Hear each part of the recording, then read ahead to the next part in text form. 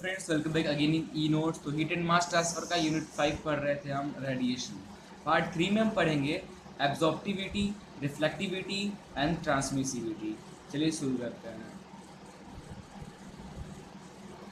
Okay, तो ये जो तीन टर्म्स हैं, एब्जॉर्प्टिविटी, रिफ्लेक्टिविटी एंड ट्रांसमिसिविटी, बहुत इंपॉर्टेंट टर्म्स हैं फॉर अंडरस्टैंडिंग थर्मल रेडिएशन।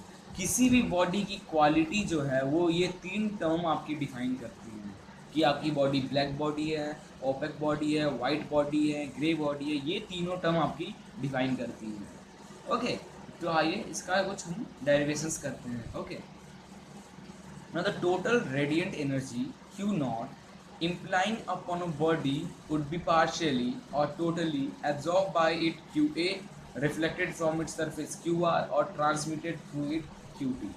मतलब ये हमारी एक बॉडी हो गई, ठीक है, ये एक बॉडी हो गई।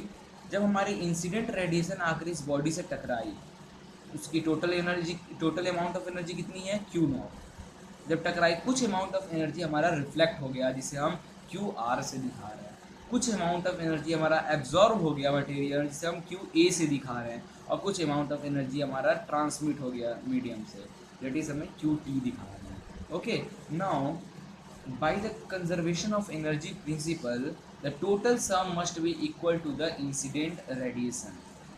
ओके, देयरफॉर एब्जॉर्ब जो हो रहा है प्लस जो रिफ्लेक्ट हो रहा है प्लस जो ट्रांसमिट हो रहा है, वो तीनों का सम हो किसके इक्वल हो जाएगा, टोटल एनर्जी जो उसमें टकरा रही है।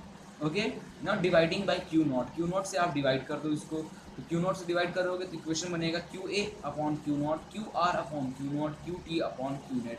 वेयर क्यू ए क्या है, एब्जॉर्ब हो रहा है, क्यू आर क्या है, रिफ्लेक्ट हो रहा है, क्यू टी क्या है, ट्रांसमिट हो रहा है। Therefore Q A upon Q not is equal to alpha plus Q R upon Q not is call rho और Q T upon Q not is tau which is equal to 1, where A is the absorptivity, alpha rho is the reflectivity and tau is transmissivity।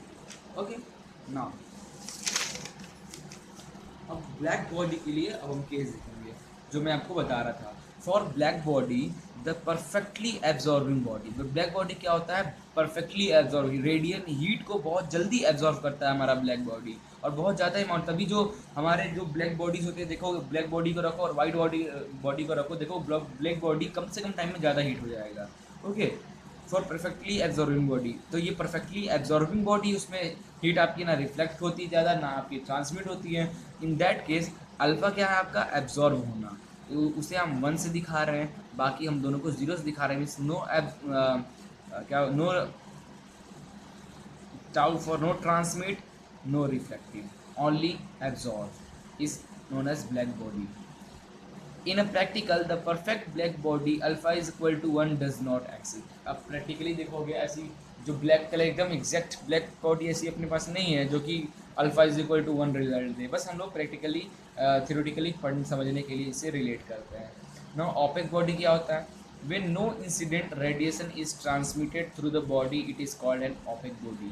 Means को ऐसी body जिससे आपकी incident ray क्या होती है, आपकी जो बॉडी में कोई इंसिडेंट रे टकरा रही है, कुछ रिफ्लेक्ट, कुछ एब्जॉर्ब और कुछ ट्रांसमिट होती है। तो बोल रहा अगर वो ट्रांसमिट नहीं हो रही है मीन्स वो बॉडी आपका ओपेक बॉडी है। Means tau is equal to 0, that means alpha और plus rho is equal to 1।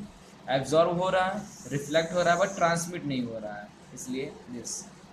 Now, in case of solid generally do not transmit unless the material is very thin। Solid do not transmit, जो solid body होते हैं उसमें आपकी generally आपकी transmit नहीं होती है, आपका वो एक तरीके का ओपेक बॉडी आप बोल सकते हो। But in case of very thin solid body है, एंड इन दैट केस आपकी एब्जॉर्ब, इसमें आपकी जो है वो ट्रांसमिट हो जाती है, तो इसे आप ओपेक बॉडी नहीं बोल सकते। Metal absorbs radiation within a fraction of a micrometer and insulator within a fraction of millimeter। Okay, for glass and liquid are generally considered as opaque। glass और जो liquid है उसको आप opaque बोल सकते हो, because यहाँ पे transmit तो नहीं हो रहा है बट बाकी सब हो रहा है। Okay, white body क्या है, white body क्या है, when all the incident radiation falling on the body are reflected it is called white body ऐसी बॉडी जो भी रेडिएंट आए उसको पूरे को पूरा रिफ्लेक्ट करे, ना अब्जॉर्व करे ना आप उसको ट्रांसमिट करे, सबको क्या कर दे, रिफ्लेक्ट कर दे। That type of body is known as white body. अब ग्रे बॉडी क्या है, आइए ग्रे बॉडी देखते हैं।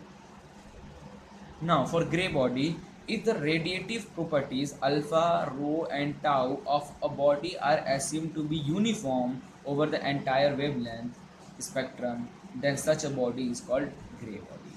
किसी भी बॉडी पे आपका एब्जॉर्व जो हो रहा है कैपेसिटी, आपकी रिफ्रैक्ट होने की कैपेसिटी और आपकी ट्रांसमिट होने की body at all uniform cross section area, उसकी वेवलेंथ स्पेक्ट्रम कांस्टेंट हो, in this type of body is known as grey body.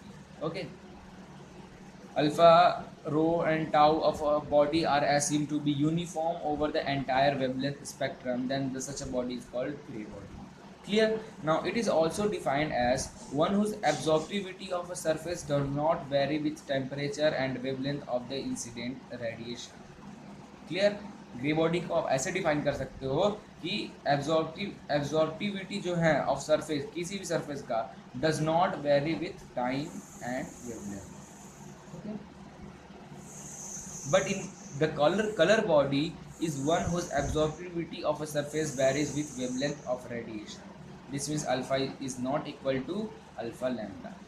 ठीक है, अब एक न्यूमेरिकल हम सॉल्व करते हैं, ये न्यूमेरिकल है, इसे हम सॉल्व करेंगे। ओके, चलिए, thermal radiation strikes a surface which has reflective of 0.55, transmittivity is 0.032, the absorbed flux as measured indirectly by heating effect work out to be 95 watt per meter square।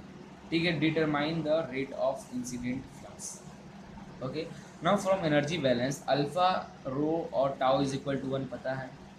now alpha क्या होता है, alpha QA upon Q not होता है। ये क्या होता है, Q reflectivity है QR अपॉन Q नॉट, ये tau transmit QT upon Q not. तो हम अल्फा को बस ये टर्म लिखते हैं, बाकी ऐसे। देयरफॉर हमारा रिफ्लेक्टिविटी की वैल्यू दी है, ट्रांसमिटिविटी की वैल्यू दी है, हमने पुट किया 1।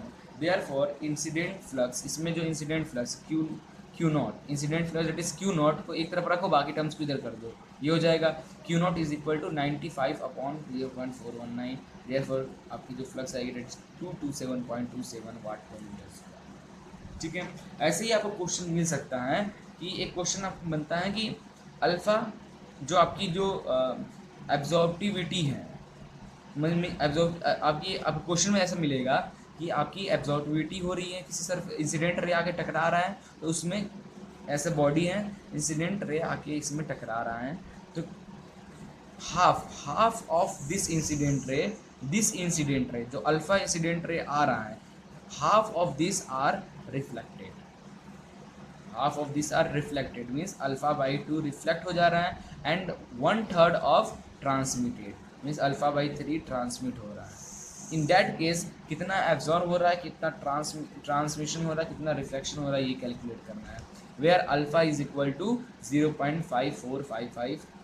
कैसे निकलेगा, फ्रॉम दिस, इसको सॉल्व करोगे तो अल्फा की वैल्यू आपकी निकल जाएगी। Therefore for absorption QA upon Q not is equal to alpha, तो QA is equal to alpha into Q not की वैल्यू आपकी क्वेश्चन में गिवन है 800, value alpha is equal to इतना आया इंटू 800, आपका 436.40 वाट पर मीटर स्क्वायर एब्जॉर्ब आ गया। ट्रांसमिट कितना हो रहा है, ट्रांसमिट का formula tau upon Q not, tau आपका कितना है, टाउ का कितना है, अल्फा बाई 3, अल्फा इतना है अपॉन 3 इंटू 800, इतना आ गया। रिफ्लेक्शन क्या, रो अपॉन Q नॉट, रो आपका कितना है, अल्फा बाई 2, मीन्स अल्फा की वैल्यू अपॉन 2 इंटू 800 इतना। ठीक है, तो ये आपका तीनों निकल जाएगा। इस टाइप के क्वेश्चन बनते हैं इस टॉपिक से। ओके।